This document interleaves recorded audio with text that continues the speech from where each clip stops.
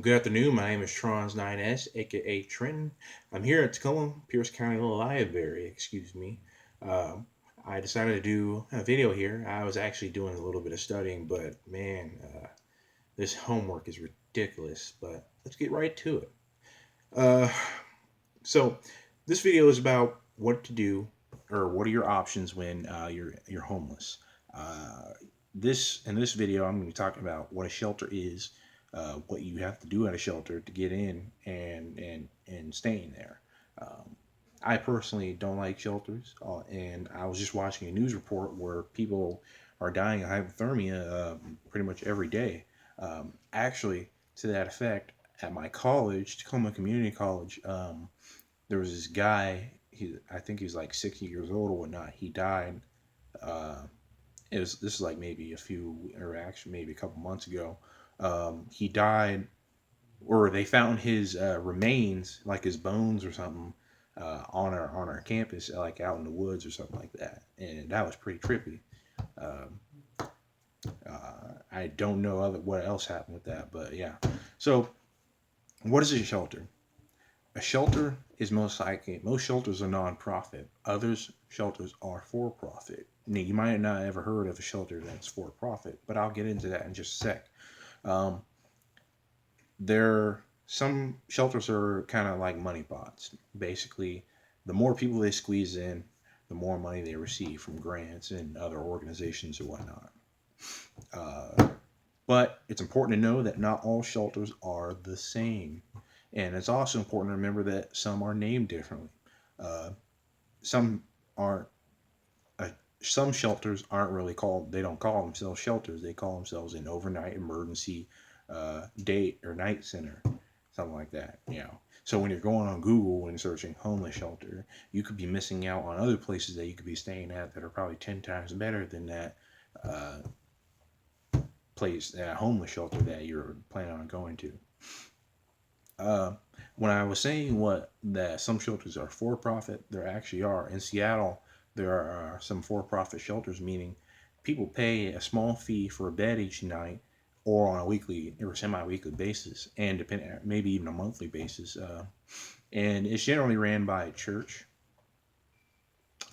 Yeah, it's probably ran by a church, at least in the ones in Seattle. But they're generally cleaner than some of the nonprofit shelters. Um, Another thing is that since they are ran by churches, most likely they'll require you to participate in their religious meetings and or have some sort of affiliation with them or some public declaration that you are, with them. Um, yes. In that case, when you do get to the shelter, you want to case the place. Is it safe? What are the appearance of the people there? Um, those two questions. Is it safe? So when I mean by is it safe, is the building look like it's about to fall apart? If it is, you obviously don't want to stay there, because if the building caves in while you're asleep, then it's pretty much over for your life. Yeah. Um, what are the appearance of the homeless who are staying there, or maybe just the people who are there? Um, are they pretty ragtag, with ripped up clothing, smelling like cigarettes and beer and all that stuff? Probably don't want to stay there. Or it could be pretty decently dressed up people who maybe just got off of work wearing like construction clothes or something like that, and who have a very subtle attitude or whatnot, or there's no cursing and stuff going around, and the place looks pretty decent or whatnot, at least as far on the outside. When you go inside, it doesn't smell. How crazy would that be? When to walk into a shelter that doesn't smell. Uh, and then, most importantly, are the staff friendly and actively engaging people, or are they just super passive and ignoring everyone, but only getting mad when someone breaks the shelter rules or something like that? This is very key, because when you stay at a shelter, your goal is to get permissions and benefits. You want to get a higher elevated level of permissions, because you don't want to be restricted by any rules. I mean, that's no one wants to be restricted by rules, but rules are rules. So it's kind of like being in prison. when you're friendly with the CO and he's friendly with you, uh, of course he's not going to jeopardize his job. But well, look at that guy who escaped from prison in New York or something. Uh, but anyway, uh, that correctional officer might be more willing to give you, an extra lunch tray, just out of the kindness of his heart, just because, or you guys have a good connection with each other. And that's cool. Food in prison is like your life, pretty much. You run out of food, it's over. Uh, anyway, if if if it doesn't appear to be clean or safe, the building doesn't appear to be safe. If the appearance of the homeless are less than what normal people would wear, who aren't homeless, and our staff aren't friendly, or rather they're just super passive, it's probably just best to move on and find somewhere else, another shelter to stay at. Uh, Networking, you want to get in there and talk to the staff. Don't be shy. Talk with the staff, make friends with them, make it be, or they might not make friends with you because they deal with a lot of people who talk all the time.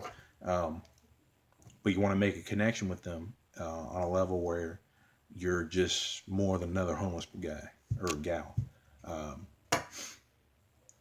and the reason for that is, like I just said, is that you want those elevated privileges. So when organizations and outreach groups come to that shelter and start handing out stuff, you be like, hey man, hook me up with something. And be like, oh yeah, cool, cool. I got you. I got you. Don't worry about it. All right. So um, the next thing is you need to stake your ground. Get in there. You'll have an assigned bed, or most likely you will have an assigned bed.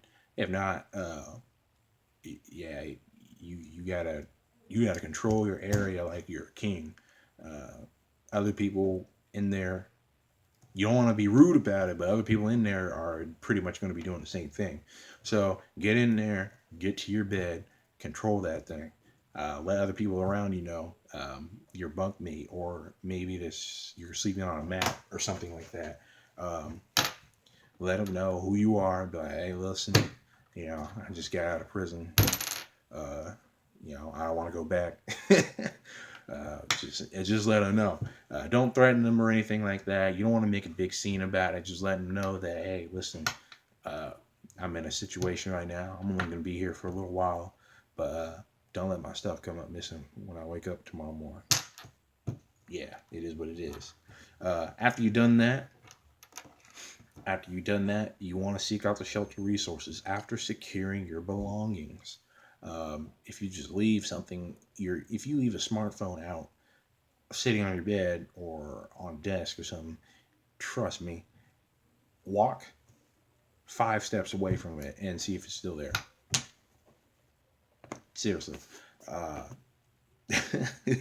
Walk 5 steps away from it and see if it's still there.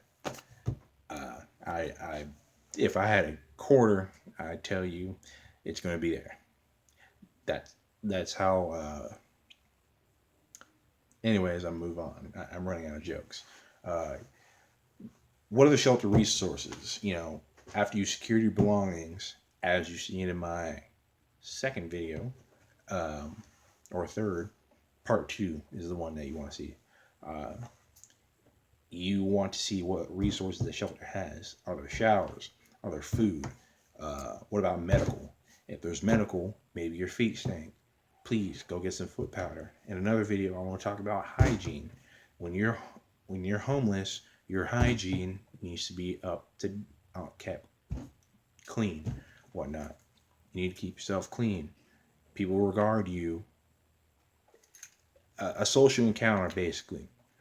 You smell like butt cheeks.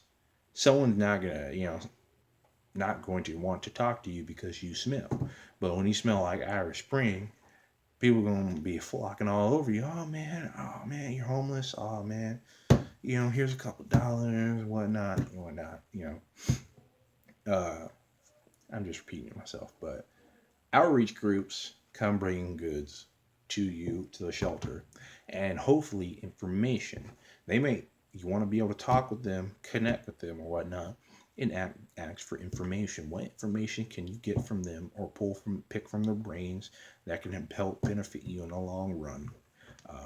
They usually come daily or semi-weekly. I remember this Asian church or whatnot. These little Asian ladies, they brought so much Chinese food and it was so bomb. Like it was so ridiculous. But yeah, definitely. Um, Also, in the bottom in the description, please check it out. I'm signing off now. Um, there's going to be a link to this new site with an interview with a couple of homeless people. So I would definitely, it's long, but definitely read it. So Tron's 9S signing out, waiting for the next video.